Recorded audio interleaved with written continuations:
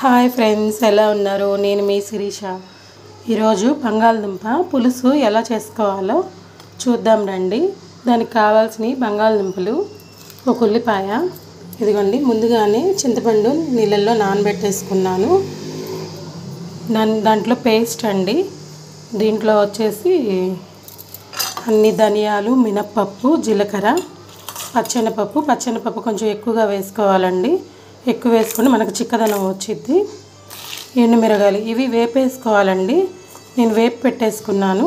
దాంట్లో కొంచెం కొబ్బరి కూడా, ఎండు కొబ్బరి వేపుకున్నాను. ఈ ఎండు కొబ్బరి కూడా ఇప్పుడు దీన్ని పేస్ట్లా తయారు చేసుకుందామండి. ఇవన్నీ మిక్సీ జార్లో వేసుకుందామండి. ఇప్పుడు దీన్ని పౌడర్ లాగా చేసుకుందాము. చూసారు కదా, ఇది పౌడర్ చేసేసుకున్నాను. దీంట్లోనే ఆనియన్స్ కూడా వేసుకోవాలి. ఆనియన్స్ వేసి పేస్ట్ లాగా తయారు చేసుకోవాలండి. ఇది చూసారు కదండి, ఇలా ముద్దలాగా రావాలి. ఇప్పుడు స్టవ్ మీద చిన్న గిన్నె పెట్టుకొని స్టవ్ వెలిగించుకుందాం. 2 స్పూన్స్ ఆయిల్ వేసుకున్నానండి. అది హీట్ అవ్వాలి.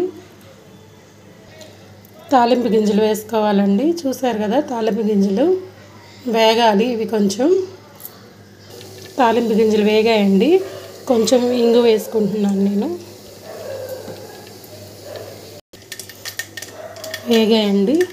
ఇప్పుడు చింతపండు పులుసు తీసుకున్నాను కదా, ఆ పులుసు అంతా దీంట్లో పోసుకుందాము. ఈ పులుసు కాగేటప్పుడే బంగాళదుంపలు చిన్న చిన్నగా ముక్కలు చేసుకున్నాను కదండి, ఈ ముక్కల్ని దాంట్లో వేసేసుకుందాము. పులుసులో బంగాళదుంప ముక్కలన్నీ దీంట్లో వేసుకోవాలండి. ఇప్పుడు బాగా పులుసు కాగనిద్దాము. కొంచెం పసుపు వేసుకుందామండి. కొంచెం సాల్ట్ కూడా యాడ్ చేస్తున్నాను. మీకు రుచికి సరిపడినంత వేసుకోండి సాల్ట్. చూసారు కదండి, పులుసు కాగిపోయింది. ఇప్పుడు ఇందాక మనం మిక్సీ పట్టుకున్నాం కదండి, ఆ ఇంగ్రీడియంట్స్ అదంతా పేస్ట్ అంతా దీంట్లోకి వేద్దాము. ఇదిగో చూసారా, ఇలా పేస్ట్లా చేసుకోవాలండి. పేస్ట్ మొత్తం దీంట్లో వేద్దాము. ఇప్పుడు బంగాళదుంప ముక్కలు కొంచెం పెద్దగా చేసుకోవాలండి. చిన్న చిన్నవి చేసుకున్నారంటే చిదిగిపోతాయి. ఇంకా చిన్న చిన్న పొటాటోస్ వస్తాయి కదండి, అవైతే డైరెక్ట్గా వేసుకుంటే ఇంకా టేస్ట్ చాలా బాగుంటుంది. కానీ ఫస్ట్లో చూడంగానే ఏంటి ఇది అసలు అనేసి అనుకున్నాను నేను. మా తోడుకోళ్ళు వాళ్ళ అమ్మ వాళ్ళ ఇంట్లో బాగా చేస్తారండి ఇది.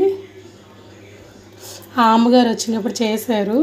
టేస్ట్ అయితే చాలా బాగుందండి. అందుకని నేను ఎలా చేయాలి ఏంటి అని కనుక్కొని మరి ఇప్పుడు ఇది తయారు చేసుకుంటున్నాను. సరే, మీకు వీడియో పంపిస్తే మీరు కూడా తయారు చేసుకుంటారు కదా అని చెప్పి వీడియో చేస్తున్నానండి. కానీ టేస్ట్ మాత్రం సూపర్గా ఉంటుందండి. ట్రై చేయండి తప్పకుండా, మీ అందరికీ కూడా బాగా నచ్చిద్ది. ఇది చపాతీలోకి, రైస్లోకి చాలా బాగుంటుందండి. ఇది బాగా చిక్కబడాలి. ఇప్పుడు పేస్ట్ వేసుకున్నాం కదా మనం, అది బాగా చిక్కబడితే అప్పుడు టేస్ట్ బాగుంటుందండి. ఇంకా ఒక 10 మినిట్స్ పడుతుంది. గిన్నెలో నుంచి దీంట్లోకి షిఫ్ట్ చేశానండి. అది కలబెట్టడానికి అవ్వట్లేదు, పైదాకా వచ్చేసింది. చూసారు కదండి, రెడీ అయిపోయింది పొటాటో సాంబార్. కానీ దీన్ని సియాలియో ఏదో అంటారండి, నాకు పేరు కూడా సరిగ్గా రాదు, అందుకని నేను పొటాటో సాంబార్ అని అంటున్నాను. కానీ టేస్ట్ అయితే చాలా బాగా వచ్చిందండి. మీరు కూడా తప్పకుండా ట్రై చేయండి. Thank you for watching. Bye friends.